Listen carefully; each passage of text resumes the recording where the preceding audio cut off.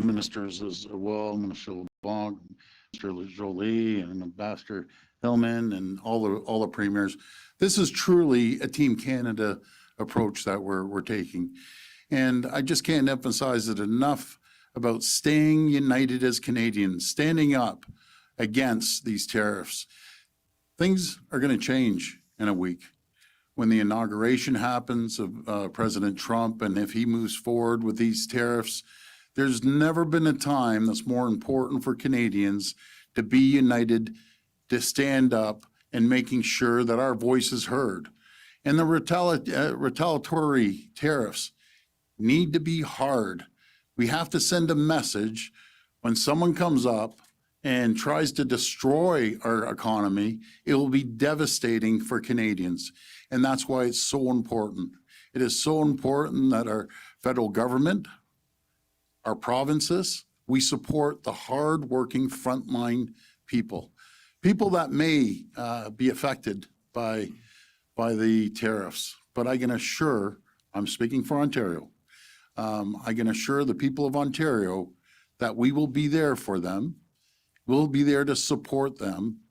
And I'm pretty sure what I heard is everyone feels the same, no matter the territories or the federal government or the provinces. And I'm just so proud of everyone today. This is an opportunity for Canadians to stand up and be proud. Even when it comes down to going into your local retailer, look at the back of the label. If it doesn't say Made in Canada, pick the can beside it that does say Made in Canada. And that goes to our retailers, a message to all our retailers, all the grocery retailers, other retailers. Start onshoring goods to Canada. Start looking at Made in Canada. If we get hit by a tariff and our costs go up, I'd rather pay a few more cents to go to a Canadian supplier, someone that's producing right here in Canada. If you remember back in the pandemic, when President Trump cut us off on the N35 masks, everyone remembers that? We went and said enough is enough, and we brought 3M with the cooperation with the federal government. We onboarded them in Ontario that we can serve the entire country. We should never be reliant on anyone. We're the greatest country in the world. We're an economic powerhouse. There's nothing that we cannot build collectively across our great country. So I just want to thank everyone. I want to thank the people of Canada for standing with us, and we will never, ever give up. We're Canadians, we're proud Canadians, and Canada is not for sale. Thank you. We'll now begin the question period, 30 minutes of questions, one question, one follow-up. First question. Bonjour, Fanny Olivier de Radio-Canada. Fanny Oliver, Radio-Canada. My first question is for Mr. Trudeau. Are you willing to act on the price of oil to convince Trump, even if it involves going against the will of some provinces like Alberta and Saskatchewan? First of all, we've said it. Everything is on the table. We had a really good discussion around the table today with representatives, passionate representatives of all corners of the country.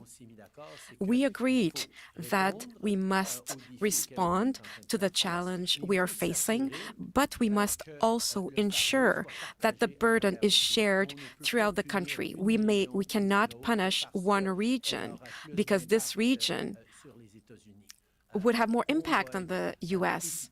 We will be equitable and fair, but we also know that we will be resolute.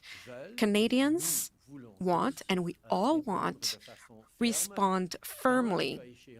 Otherwise, if in the case that the Trump administration goes ahead and their tariffs, we don't even know it's going to happen, even though it's likely, although it's not sure. As long as it is not done, we cannot know exactly what we will do. We had an excellent conversation today from around the table with passionate Canadians who are proud to represent very different regions of the country, but who are all united on one thing, which is we will stand up for Canada. We will protect Canadians. We will make sure that we are there to show what this country is made of. At the same time, we've also agreed that no one region of the country should disproportionately bear the burden of standing up for all other Canadians. We have made it very clear that everything is on the table as potential responses, but we've also been very, very clear that it has to be fair across the country. If the American administration moves forward with its plans on tariffs, it will first and foremost hurt American citizens and American consumers, but it'll also hurt Canadians. And Canadians need to stand together to make sure we're there for each other, particularly those who may be carrying a heavier load than others because of what the American administration might do. Et pour vous, Monsieur Legault, vous avez dit Question for Mr. Legault. This morning you said that all responses are on the table.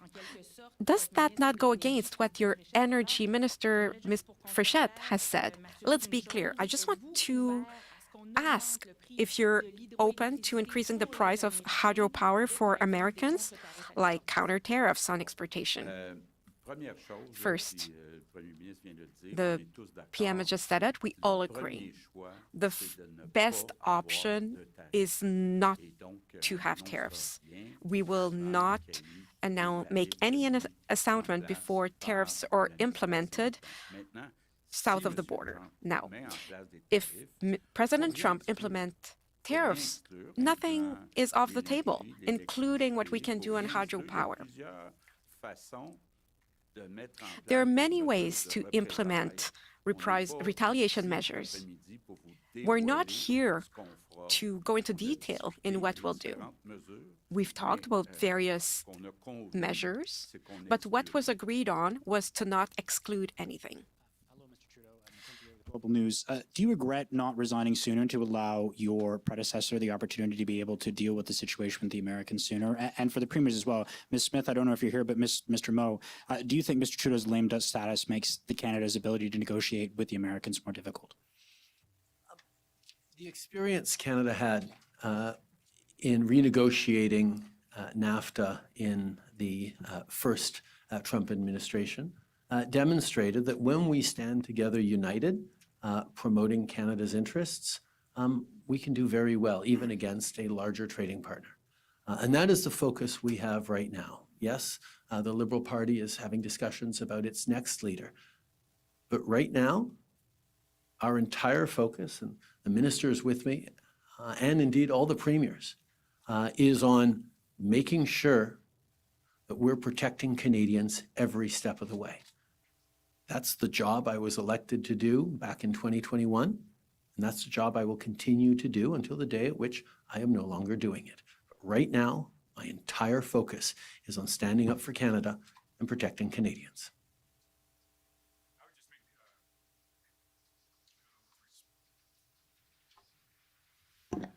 Saskatchewan's been silenced again. Make a comment with respect to, at times, we were going to have differences in policy, whether that be at the subnational level between premiers up here, whether it be through from different provinces with the federal government. And I've never made any secret with respect to where we have differed on policy with the federal Liberal government and the Prime Minister at times, and been very open with Saskatchewan's position on those policies. Maybe that's why I probably could exclude myself today from entering the Liberal leadership race over the course of the next while. That, and I'm not bilingual. But more broadly, and I would say, thank you to Premier Ford and to the Prime Minister for coming together here today to have a very different discussion about those policies where we might not agree, but to have a discussion on how we move forward on what is a very significant challenge, not only to the folks that live in Saskatchewan, but to all Canadians. And there are points in this where we may have disagreements, but Canadians can be thankful that their 13 premiers, the Prime Minister, and a few federal ministers are coming together, not only to hash out and work through what those differences might be, but to understand where we can come together and what the process is over the next number of days and then up to the inauguration, and what our options might be post that inauguration period of time. This is our largest ally that we were talking about, and it's our largest trading partner. It's our most significant trading partner. That's not to say that we haven't had trade tariff disputes with the U.S. or other countries previously. And there is we've been through this before, maybe not as large and broad as what is being talked about now, but we have been through this before. And there is a process to the work that we must do. And I would say that today, that process involves each of us, whether we be a subnational leader or a part of the federal government today or months ahead, whoever that might be, is to ensure that North Americans are aware of the impact that these U.S. tariffs will have on all North Americans, in particular on Americans, and to ensure that everyone is aware, in particular those in the sphere of policy and decision makers in the U.S. are aware of the advantages that we have with the integration of the North American economy and the threat that any type of tariffs, whether they be north or south of the border, bring to our energy security, our food security, the manufacturing security that we have. It's provided, and that value is added on both sides of the border. And we need to double down on our efforts in engaging on those fronts. There's agreement at this table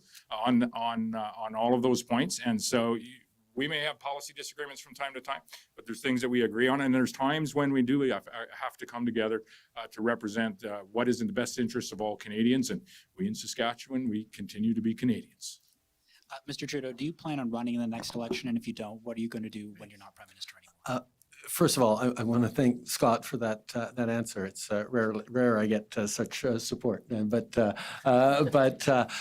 I do have to say that particularly those who've been around. Oh, sorry, I'm endangering your political fortunes by thanking you publicly. I do want to say that Scott and Doug and a number of the folks who've been around a while have been extraordinarily invaluable in these conversations, in this Team Canada approach. There's always a lot of politics going on around this country, but to know when to step up in the Canadian national interest and to know that that's what Canadians want to see is really is to the credit of everyone around this table.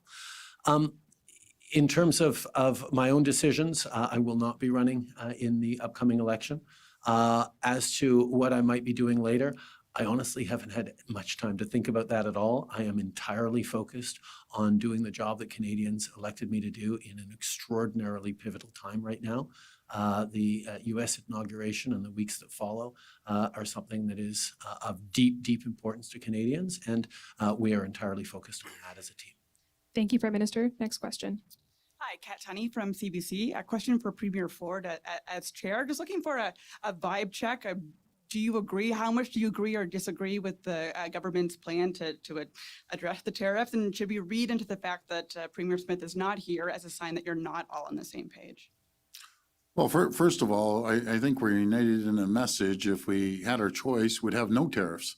I've been out there promoting two great countries. We'd be the strongest country, the richest country, the safest country in the entire world. I believe in shipping, in our case, more great nickel, world-class nickel down there. I believe that we should be sending more energy, more electricity. Sorry, but when you have someone that's attacking our country, trying to take livelihoods off people, I'm going to fight like you've never seen before. So that's what I believe in. Sorry, I'm choking away here. Go ahead. Well, if there are any dissenting views, I'm happy to or interested in hearing those as well. My next question is for, did you want to continue? I will point out that Danielle did join us for the conversation and contributed significantly. She was unable to make it for the press conference. David Eby is here as well. But no, there will always be robust discussions around this table. Everyone has a job that is defending the interests of their own constituents, their own industry, standing up for the national interest, but being able to come together on a consensus that has largely been supported, as you saw from the KK. This is a good thing. Okay. Évidemment, on a toujours. Of course, we always have robust discussions. People are here to advocate for their interests, but they're also worried about pan-Canadian interests. This is why we were able to reach agreements that are very positive and You were mentioning, is there statement that is agreed on great that we by have most of us. 3 political parties sitting down and we have a robust conversation. We may agree or disagree, but we're coming out united. I can tell you, spending a lot of time in the US, you would never see a group of Democrats and Republicans sitting here collaboratively.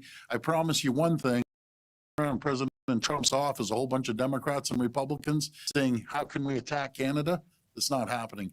We have the greatest country. We have the greatest elected officials, the greatest democracy in the world, that we can sit here from one extreme to the other extreme to in the middle. And I have always said, I don't care about political stripes. I don't care if you're from the orange party, the blue party, or the red party. We're going to be united. We're Canadian. We're going to get this done. As a follow-up to the Prime Minister, is Ottawa considering any supports for industries and businesses that might get caught up in a tariff dispute? Yes, absolutely. We know that in any response we give, some industries or some sectors might be more exposed or more affected than others. And we've made the commitment to do everything we can. And I know everyone around the table has agreed too, that if their region is less impacted, they'll do what they can to help out regions that are more impacted. This is not an attack on, or this is not a potential a challenge for one particular segment of our economy or one particular region in this country. This is an attack or an approach that endangers all Canadians and all of Canada. And on this one, we're all standing united in demonstrating that Canada speaks with a clear voice to defend the interests of Canadians. Thank you. Next question. Émilie Bergeron, la presse canadienne. Monsieur Trudeau, vous avez parlé Mr. Trudeau, you talked about the burden emanating from the tariff threats. We heard different point of views from different premiers regarding energy. So how did the consensus evolve before the meeting and after the meeting?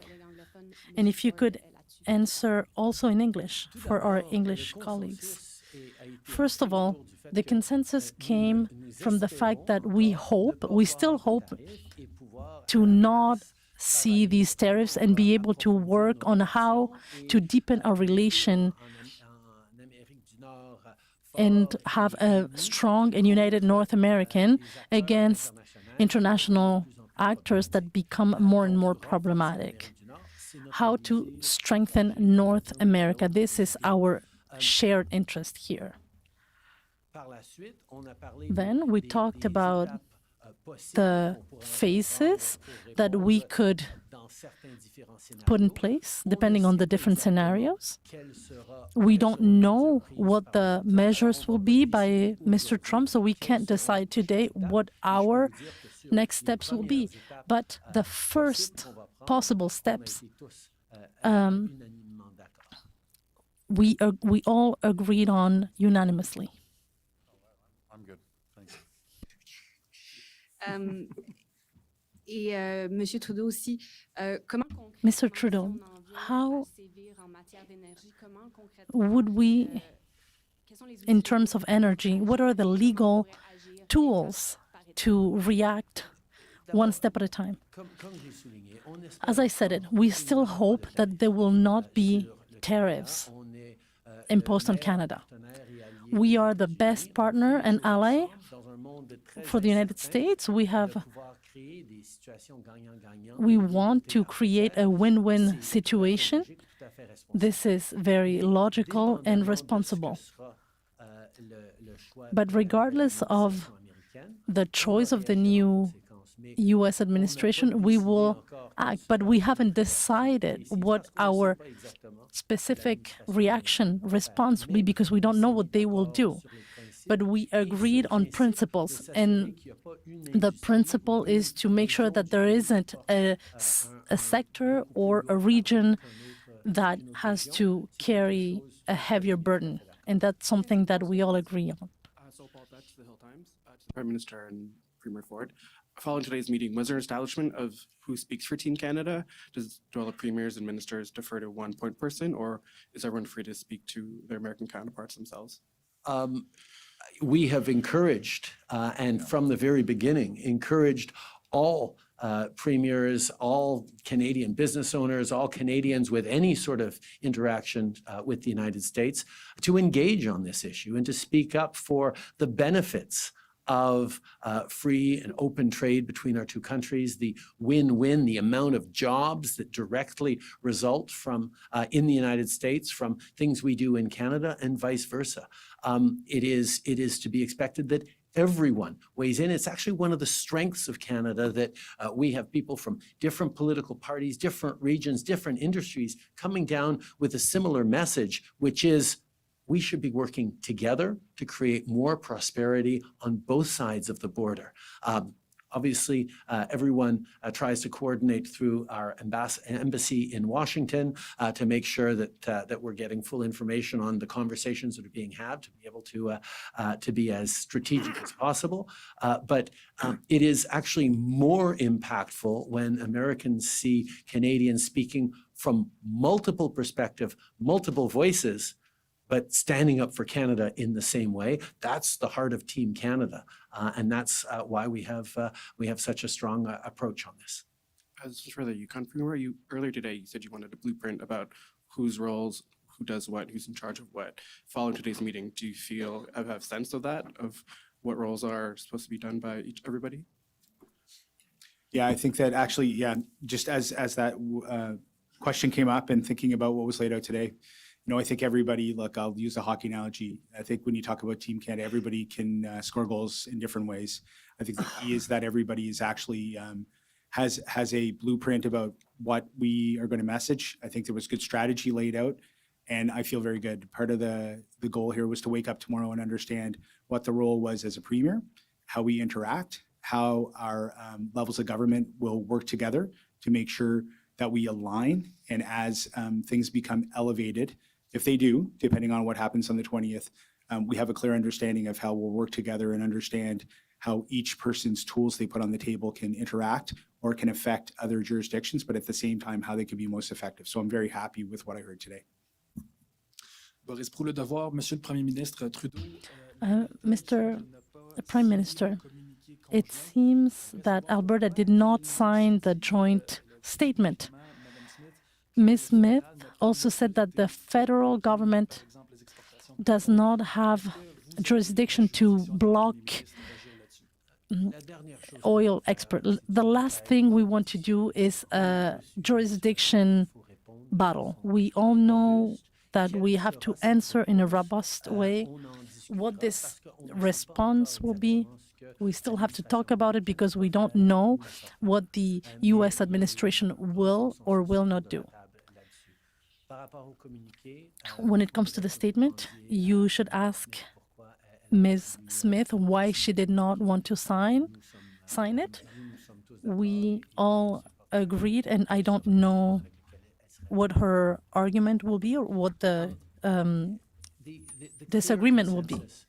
Around the table is that we need to respond in measured but robust ways to the American actions, whatever they are. We can't know definitively what our response will be or can't announce what our response will be until we know definitively what the Americans are going to decide to do. We continue to hope that they will realize that tariffs on goods coming into the United States from Canada is just an extra tax on consumers in the United States. It's going to raise prices for consumers in the United States. That's not something that we want.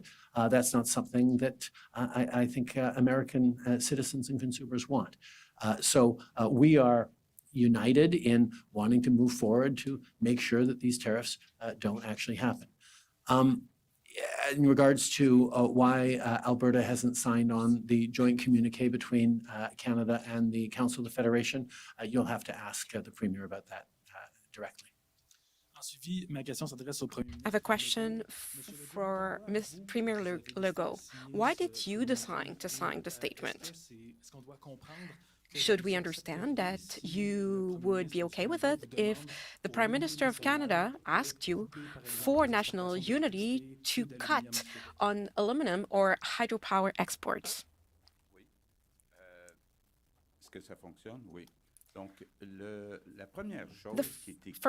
The first statement in the release is that our first choice would be that there would be no tariff. As of today, we don't know what will happen next week or in the next few weeks. Our priority and first choice is to do everything for that not to happen. Now, if there are tariffs, then we'll have to see. Are they tariffs on everything? Tariffs on some products and goods? And then we can't exclude anything.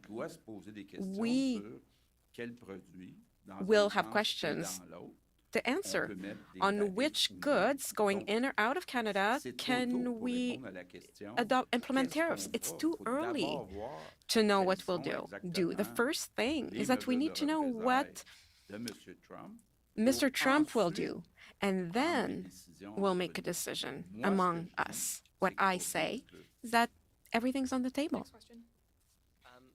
If the idea in talking about this is to get Trump to back down and to have this not happen, why not come out with a dollar for dollar proposal right now publicly to show the Americans that we're serious and pressure them to back down on this?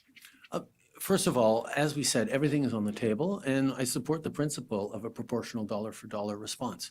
That is not the question. The question that we ask ourselves, first and foremost, is if the new administration chooses to bring in tariffs, what is it that we can do that will result in the lifting of those tariffs as quickly as possible? That is first and foremost. And what we're doing right now, what we have been doing for weeks, is engaging with the American administration to highlight the investments we're making in our shared border, to respond to concerns that they've expressed. We've laid out a number of different things that matter to them. We know that the last thing the new administration wants to do is raise prices on American consumers for all sorts of goods. But that will be the consequence of these tariffs if they come in. So we are both trying to prevent them from coming in, and if they do come in, we will try to get them lifted as quickly as possible. And like I said, we will use any and all tools necessary as a country to stand up for Canadians. And I understand Danielle Smith has posted online her sort of reaction to this and why she didn't sign the communique, saying she can't support what's going on today because the idea is still being floated about putting an export tariff on our oil and gas. So what's your reaction to that? Why were you unable to bring her on board with this? Doug, you want that? Well, that's what's unique about our group. Everyone has their interest at heart, and I respect Premier Smith. I respect that she's concerned about protecting her energy, and that's her choice. That is her choice. But I have a little different theory. I have a different theory that protect your jurisdiction, but country comes first. Canada's a priority. And I don't believe in jeopardizing one sector or another. Premier Smith's oil is Ontario's auto sector, right? So again, we all have different views and we can respect each other's views. But at the end of the day, when the tariffs come, it's going to affect Albertans. It's going to affect people from BC and Saskatchewan and Manitoba, Ontario, Quebec, all the way down the road. No one's exempt from that. And all I believe in, if it comes to that, let's have the tools in our toolbox to react, to send a strong message. But it's not going to be all of a sudden one province or one territory is exempt on this. When Donald Trump comes at us, he's not going to say, well, let's not worry about Ontario, they're good people, or Alberta. He's coming full tilt at Canadians as a whole. And that's one thing we have to understand. We need to be united. Donald Trump is a brilliant negotiator. That's what he's done his whole life. That's exactly what he's done.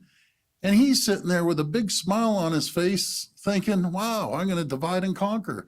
Remember one thing, united we stand, divided we fall.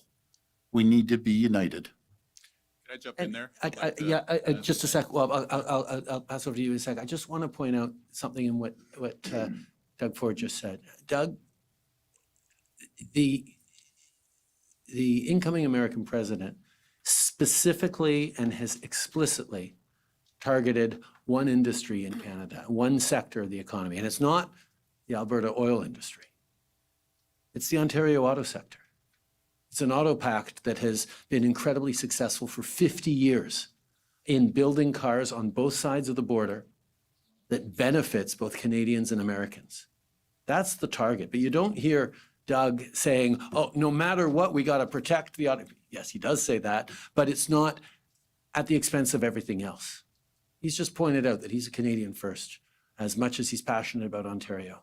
And I think that's something that we all share across this table of saying, you know what, the interest of this country means we're going to have to look at everything we can, and we'll make sure that it's fair across the country, but nothing can be off the table if the U.S. continues to choose to move forward with these punishing tariffs on both Canadians and Americans. Sorry, Wap, didn't mean to. Yeah, no, thanks for convening the meeting today, Prime Minister. And Doug Ford, you're doing a heck of a job as the chair of the premiers this year. You're communicating in a straightforward, direct, straight up kind of way that we need right now.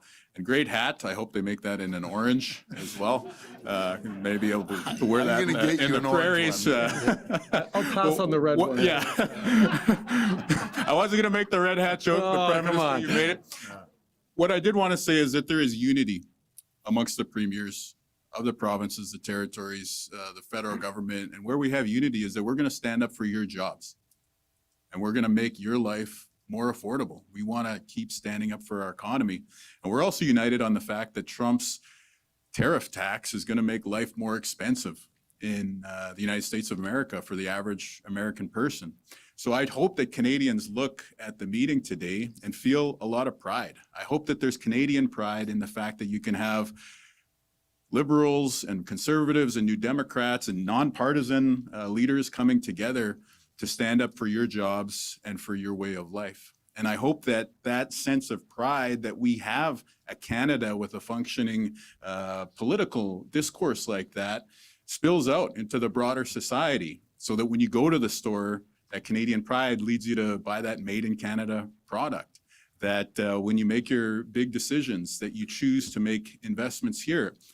We need a national economic strategy that builds on the pride of the worker who builds things and makes things in this country, so that our kids and our grandkids are going to have a much more prosperous, even more prosperous Canada than we have today. And I'd hope that your Canadian pride also filters into your decisions about where to take your vacations this summer. And to, spend some more dollars here at home. Manitoba is beautiful. In the summertime, you have an open invitation, and now we're all going to trip over each Finance other, Minister wants us in Shediac. inviting everybody to the respective regions. Winnipeg Jets may be on a playoff run. Okay, come on, Wap. But the point is, Canadian pride is something that we can really lean on right now. And there are a few things that unite Canadians more, for better and for worse, than our neighbor to the south. And so right now, as you see leaders coming together, I think it's a great moment for Canadians to come together as well. Thank you very much, Premier. This will be the last question. My question is for Prime Minister Trudeau. This is the end of your mandate. Has your political position been deleterious to Canadians? No, quite the contrary. The fact that I can set aside partisan politics and focus on the well-being and the interest of Canadians, and to leave a strong, united Canada ready to face any challenge is a great opportunity for me to work with my colleagues without worrying about partisan politics. This is an opportunity to deal with an important issue.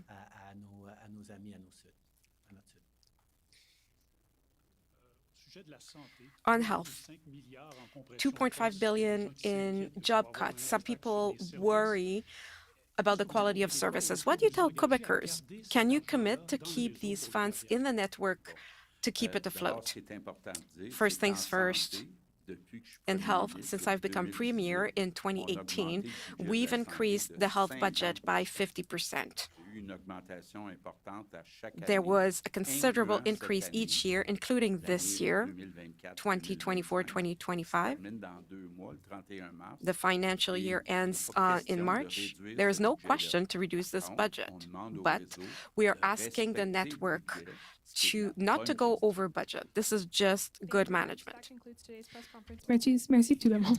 Merci tout le monde.